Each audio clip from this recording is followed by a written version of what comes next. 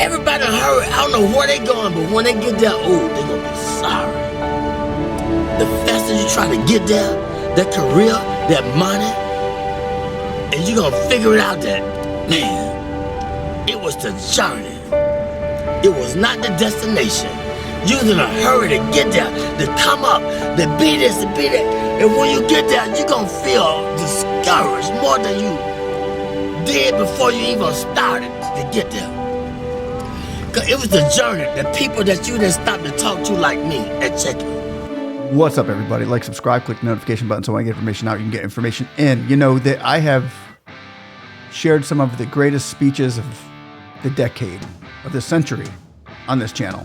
From preachers to heads of state to presidents to prime ministers, you name it. Just the great speeches that pull at your heartstrings and tug at your emotions and bring into reality the issues of life and what everything is, panning out to become. But this one's different. We learn a lot from, those who have degrees and those who have lots and lots of knowledge, but can we learn something from a homeless man? It's one of the greatest speeches that I've ever heard. And he's not reading off a script. He's speaking straight from the heart. Maybe he was filled up by the Holy Ghost, who knows?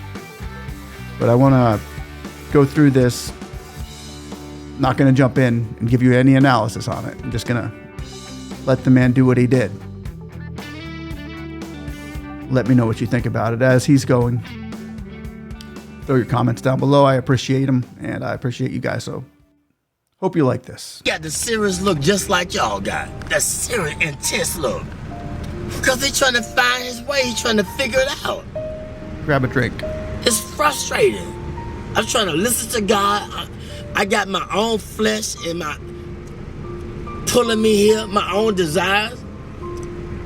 My family, my friends, all these things is distracting me from the truth, and it's difficult to give in, especially when you're young, man. But if you can go through it, you'll come out like gold. If I can go through the fire. They don't want to go through the fire. They want you to lotto and go to Jamaica and the Bahamas and do their own selfish thing. But he said, if you wait till I exalt you, I give you the desires of your heart. But it's difficult to wait because everybody in a hurry. Technology, it's fast, it's in a hurry.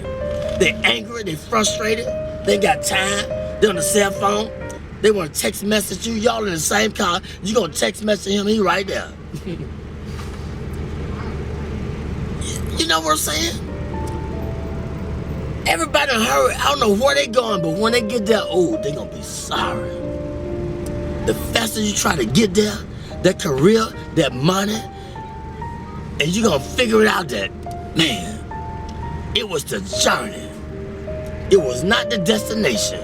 You was in a hurry to get there, to come up, to be this, to be that. And when you get there, you're going to feel discouraged more than you did before you even started to get there.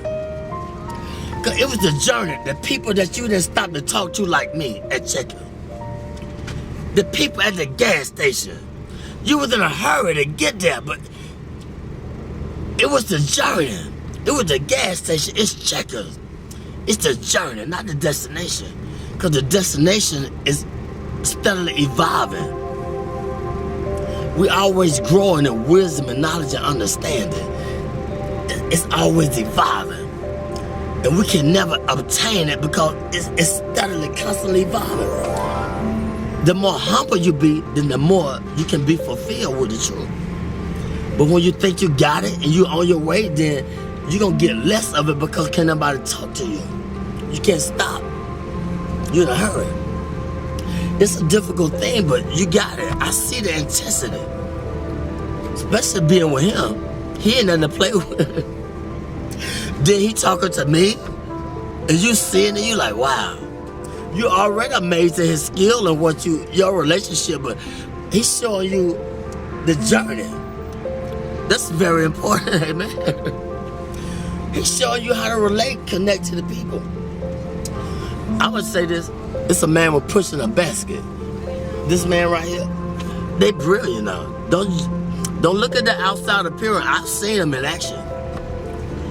He was pushing a basket, and I was under the bridge, and I was talking to everybody except him. He was the last person I talked to. He said, "Why didn't you talk to me first?" He said, "I should have talked." He said, "Don't you ever pass by a man pushing a basket and don't acknowledge him." I never do it in my life again. I talk to the person pushing that basket. "How's your day? How you doing?" I talk to the homeless people because they say, "Be careful how you entertain strangers." And most people that came off the street and they got their career together, they won't even let you know that they've been through it. They try to act brand new. It's a testimony. What you go through, it's for us to inspire somebody else. It's for me to pull the weak ones up. It's for you to pull the weak ones up. We don't go through this because of our own selfish reasons. We go through this to give them a testimony of how far God has brought me. It was never about me. I thought about me. Why I'm going through this. He said, "Back up, man. Who you going to inspire? Who you going to tell somebody about the glory and the grace of God if you don't go through it? Get out of yourself." And once I step back, I've been seeing the deep things of God. And so I don't play with him. I don't ask him for a lot. I just say, "Give me my portion for the day." I don't want a lot of things. Just give me enough that I can deal with. He said, "I give you, but fulfill your bond greater than you can ever ask." I know what you desire. I know what you need. But Lord, give me my portion where I can be grateful, where I can be thankful. They unthankful. They unholy. They ungrateful. They got a job. They don't want the job. They got 40 hours. You can't work on Saturdays. You can't work on Sundays. Now you got 3 days. They always complaining and griping and murmuring. Stop it. He said, "Be grateful with the little things. And wait, and I put you there." But he gonna put us in a place where they appreciate me in the job. I don't hate going to work. I gotta watch my back. They backstabbers. You making the money, but I can't go to that job because I gotta watch my back. They haters. Put me somewhere where I love going to work. I can get up and they appreciate my work and I blend in. God say, I'm gonna put you there, but if you wanna get it, go ahead and get it. What do you think about haters? That's a part of the balance in life. They hate. They don't know why they hate. Tell them why they hating sometimes. They don't know they hating. It's just standard thing. They get angry. He taught. Every way when he taught them. They hate. They don't even know why. Because they don't nobody teach them. They don't nobody take time to let them know why they doing things they doing. And that's the whole purpose of life. Let them know what they doing wrong if you see it. I always knew I was doing wrong. What about when they showed me long suffering? What about when they forgave me, but I can't forgive him? He did. He made a promise. I made a promise. I didn't fulfill it. They didn't go off on me. Well, I got to go off on him because he didn't fulfill his commitment. That's wrong. You got to teach. They don't know. The only God they know is through you, through your experience. They don't know about church because you can't go to church because it's a business. And all the church people, it's a clique, it's a club. And they done forgot about God, it's a business. Look here, it's just the world. Ain't nobody being bold and talking about God because don't pray in school, take the prayer out of school, all these things, it's the world. We're getting in a time where God is not popular no more. And if you talk about it, I don't believe in Jesus. I don't believe in God. I believe in this. I don't care what you believe in. Let my spirit speak for me. Let my action. But it was a time when I was just a hearer and not a doer. But it got to balance out. You got to go through the fire in order to be a doer too. You're going to be a hearer, then you're going to be a doer. But don't let people throw you off your journey. You can't beat nothing. It's between your relationship and God. They can't understand you all the time because you're trying to figure out your way. I'm trying to figure out my way. I can't prove nothing to them all the time. I don't need them to figure me out. All I got to do is just be patient and do what was in my ability, my boundary. I don't need to outstep my boundaries. I ain't gotta prove nothing to you. You didn't feel me? No, you gonna feel me. I can't put the expectation on you. I don't always feel me, understand me. So that's wrong. Be humble. Acknowledge him in all your ways. When I do wrong, I said something wrong to offend you, forgive me. I gotta say it right away, get it over with. If I offend somebody at work, look, if they persecute me, look at God trying to strengthen me to show them who I serve. I say I believe, I'm working with it. Well, teach them. They don't know. They don't know why they're doing that to me. Let your light shine among men. They might glorify your Father in heaven. It's real, man. I experience it all the time, 24/7. But I asked for it. I wanted to be a preacher when I was 6, but I didn't know the price I had to pay. Much wisdom, much grief, much sorrow. Ain't no other way you gonna get it. But if you can just go through the fire, you'll be like gold.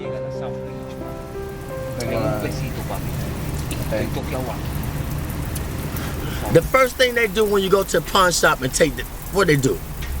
How do they determine if it's gold plated or what? What they do? What kind of test they take it through?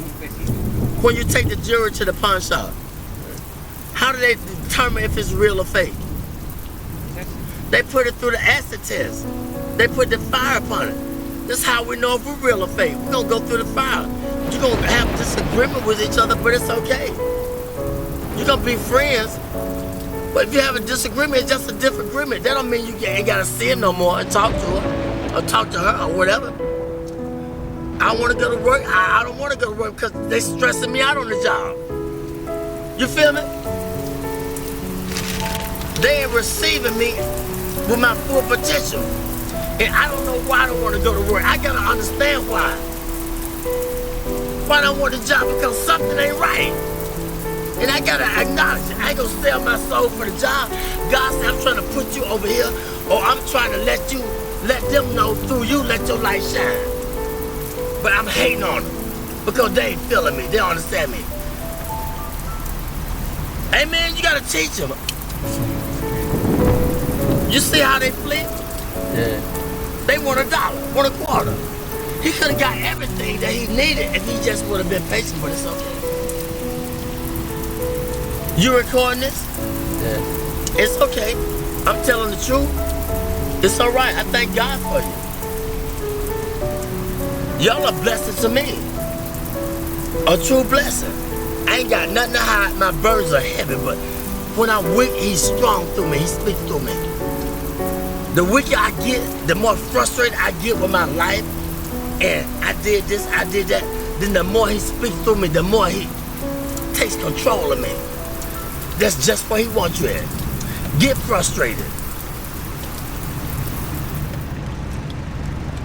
That's when he gonna speak through you.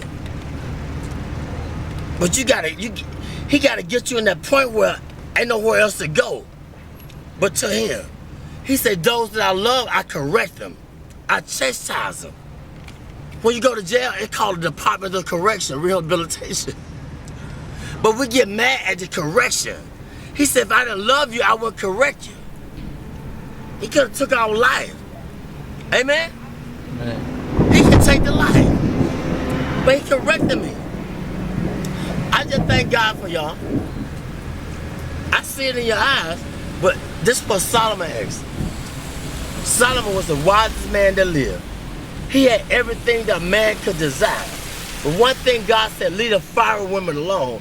But he couldn't understand why he had a desire for the foreign women. But see, the Lord knew that they were going to turn his heart against him. They were going to make him idol worship and build a God. But he didn't understand it. And I'm going to say this, the preacher, he searched the world out. He said, I want to know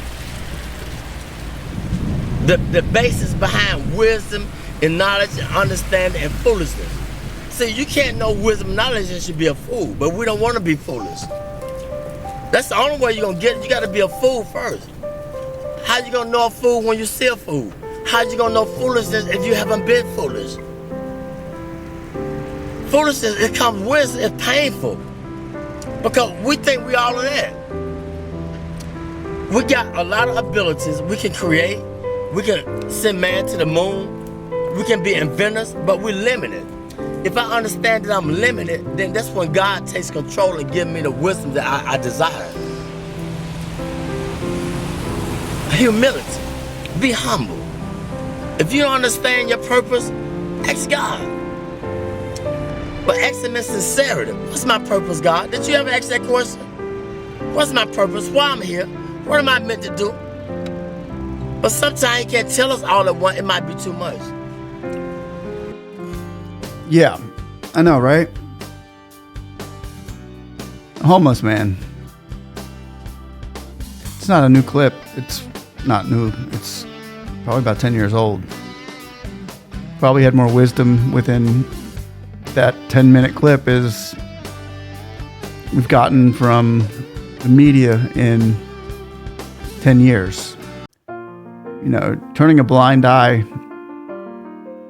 sometimes we're all guilty of it. But this one, I think this will make a lot of people reflect. And I just hope it makes you reflect and makes us all reflect in making the world a better place. And what he said is, it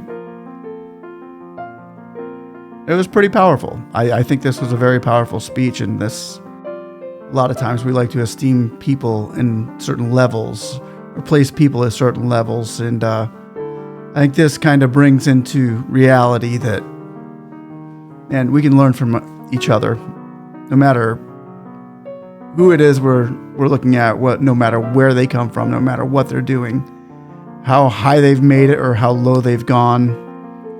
There's still a God out there who speaks through everyone by his Holy Spirit. He's no respecter of persons. That's what I think, what I've learned more than anything through all this was that God is no respecter of persons. No matter where you are, he'll meet you where you're at. And, you know, the joy and the fulfillment people get just by being with Jesus.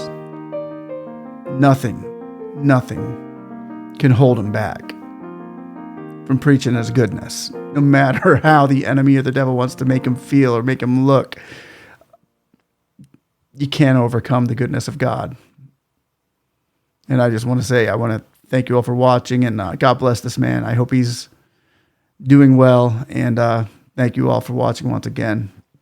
Like, subscribe, and have a blessed 2024. Here we go. Bye-bye. I'll see you later.